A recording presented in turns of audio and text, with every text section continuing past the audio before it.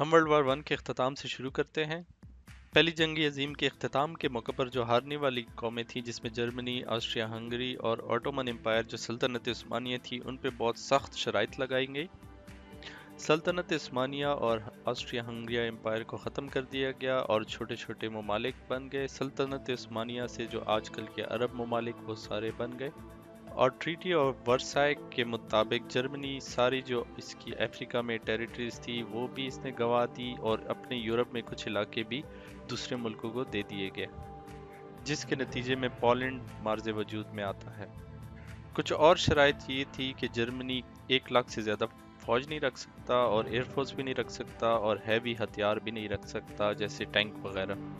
اور اس جنگ میں جتنا بھی نقصان ہوا ہے اس ساروں کا خرچہ جو ہے وہ جرمنی پے کرے گا، جو باقی ملکوں کو پے کرے گا جیسے فرانس، یو کے اور اٹلی وغیرہ۔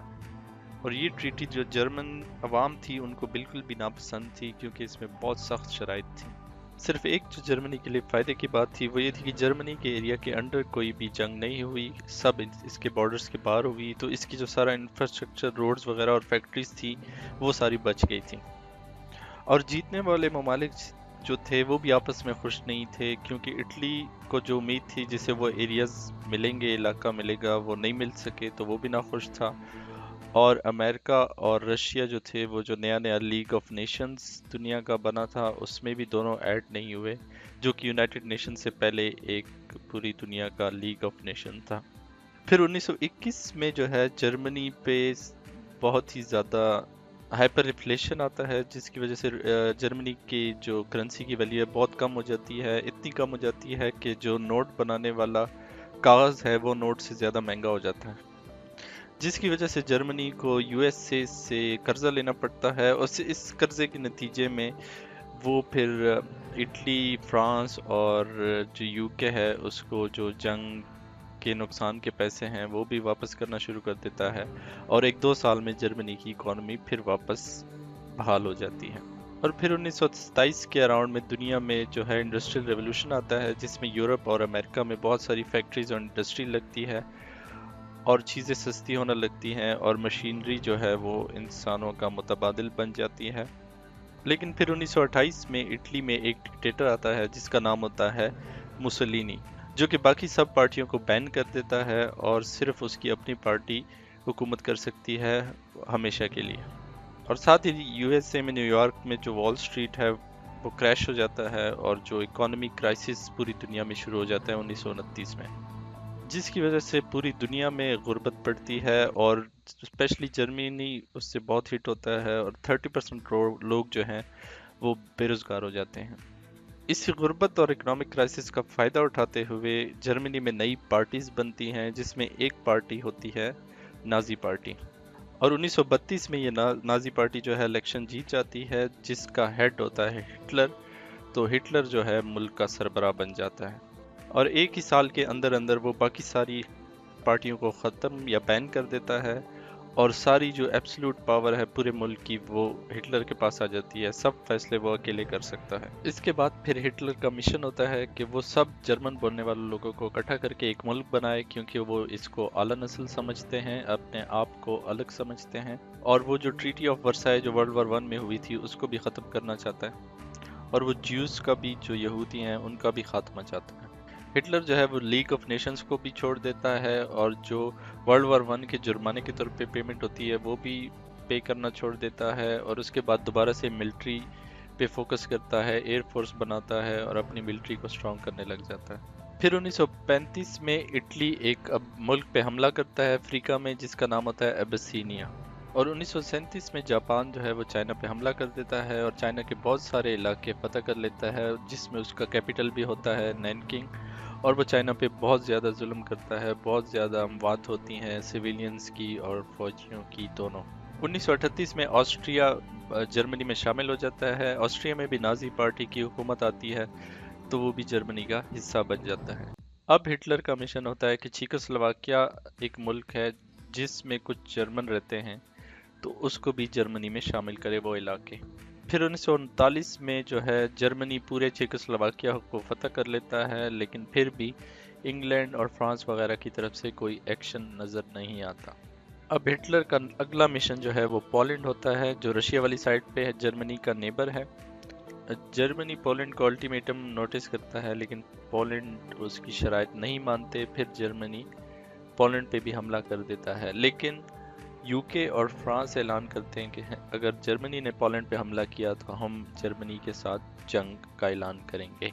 इसके बाद हिटलर जो है वो स्टालिन जो रशिया का डिक्टेटर होता है उसके साथ खुफिया मुआहदा कर लेता है कि हम दोनों आपस में एक दूसरे पे हमला नहीं करेंगे और पोलैंड को दोनों फतह करेंगे। आधा पोलैंड जर्मनी के पास जाएगा और आधा पोलैंड रशिया के पास जाएगा। 1 सितंबर 1939 को जर्मनी पोलैंड पे हमला कर देता है और उसके बाद सीधा ही फ्रांस और इंग्लैंड जो है वो जर्मनी पे ऐलान जंग कर देते हैं और बहुत ही थोड़े से अरसे में पोलैंड को फतह कर लेता है जर्मनी। और रशिया मुआहदे के मुताबिक दूसरी साइड से पोलैंड पे हमला करता है और वो अपनी साइड भी फतह कर लेता है। इसके बाद जर्मनी डेनमार्क और नॉर्वे पे भी हमला कर देता है और उसको भी बहुत ही 1 साल के अंदर अंदर फतह कर लेता है। इसके बाद जर्मनी जो है वो बेल्जियम और नेदरलैंड के रास्ते हमला करता है फ्रांस की तरफ और 1 हफ्ते के अंदर अंदर ही जर्मन फौज जो है समंदर तक पहुंच जाती है, जो कि इंग्लैंड के बिल्कुल करीब है। और तकरीबन 3 लाख फौजी जो फ्रांस, बेल्जियम और इंग्लैंड के होते हैं वो बीच पे फंस जाते हैं।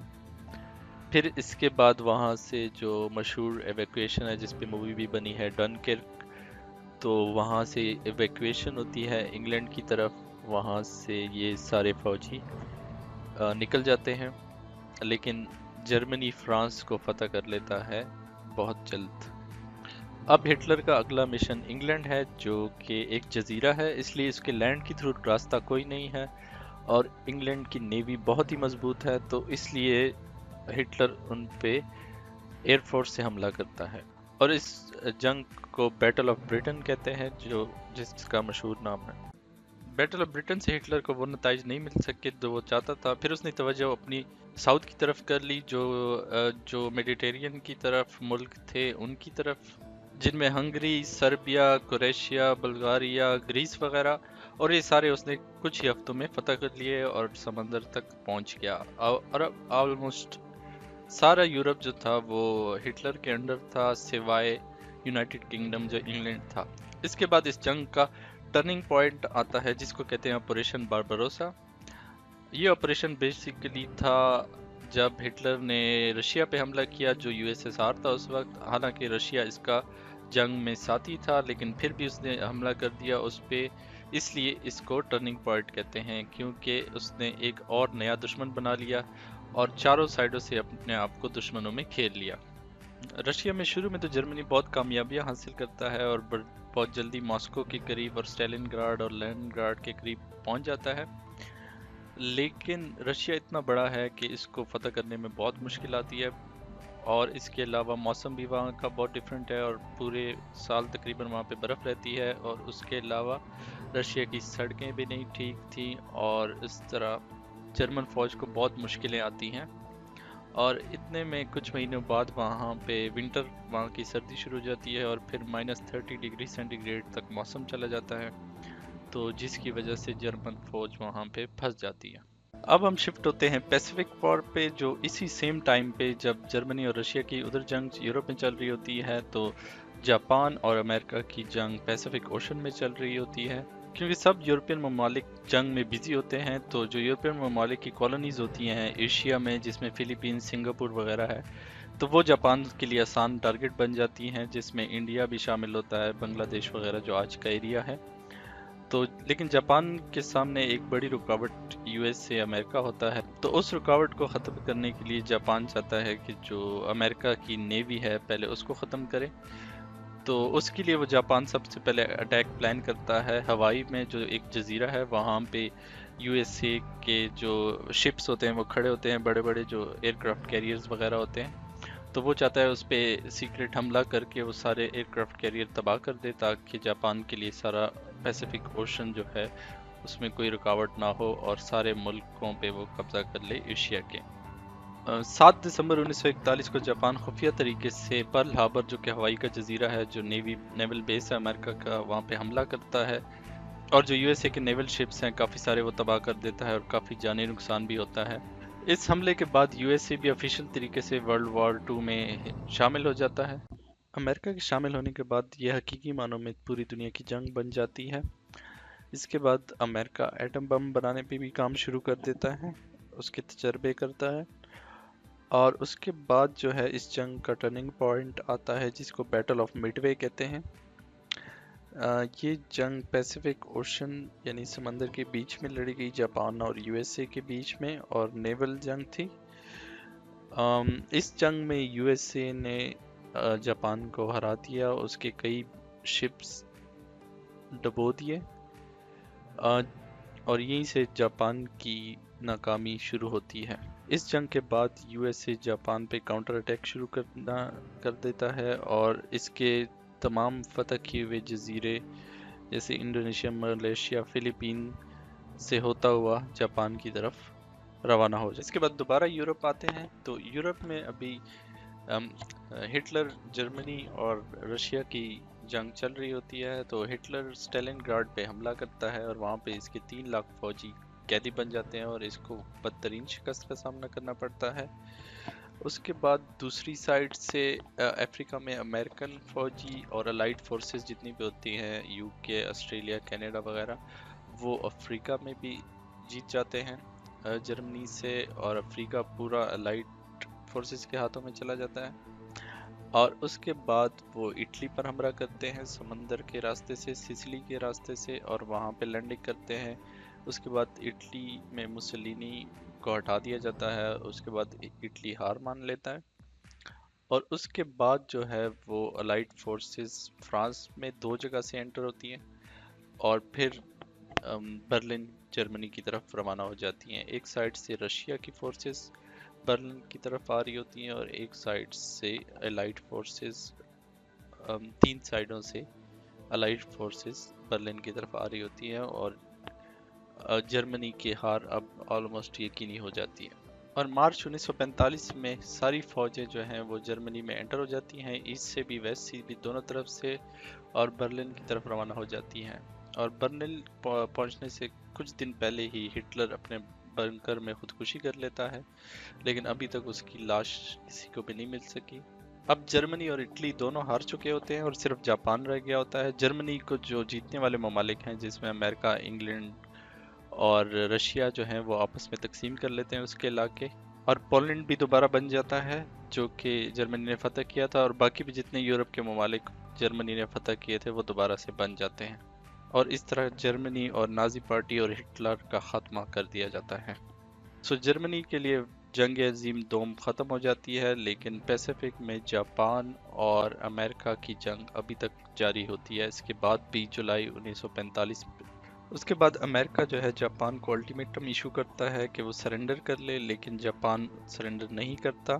फिर उसके बाद मज़ीद हमले जारी रहते हैं यूएसए की तरफ से जापान की तरफ, और सारे जजीरे फतह कर लेता है, लेकिन फिर भी जापान हार नहीं मानता। तो फिर अमेरिका उस पे 2 एटम बम गिरा देता है, एक हिरोशिमा पे, एक नागासाकी पे। तो उसके बाद जो है सितंबर 1945 में फाइनली जापान सरेंडर करता है, और फिर जो वर्ल्ड वॉर 2 के एक साइड वाले मुल्क थे जिसमें जापान, जर्मनी और इटली थे, वो सारे हार जाते हैं और फाइनली वर्ल्ड वॉर 2 ख़त्म हो जाती है। फिर 1952 तक जापान पे अमेरिका की हुकूमत रहती है और कोरिया को भी तकसीम कर दिया जाता है, जिसके बाद साउथ कोरिया और नॉर्थ कोरिया बन जाते हैं। वर्ल्ड वॉर 2 जो है दुनिया की सबसे तबाहकुन जंग होती है, जिसके नतीजे में तकरीबन 7.5 करोड़ लोग मर जाते हैं, जिसमें से आधे से ज़्यादा सिविलियन होते हैं और बाकी फ़ौजी होते हैं। और यूरोप, चाइना, रशिया और जापान, इन सारे इलाकों में बहुत सारे शहर, मोस्टली सारे शहर तबाह हो जाते हैं। सो ये थी वर्ल्ड वॉर 2 की स्टोरी। सो अगर आप ऐसी मज़ीद वीडियोस देखना चाहते हैं तो इस चैनल को सब्सक्राइब करें और लाइक और कमेंट भी ना करना भूलिएगा। Thank you.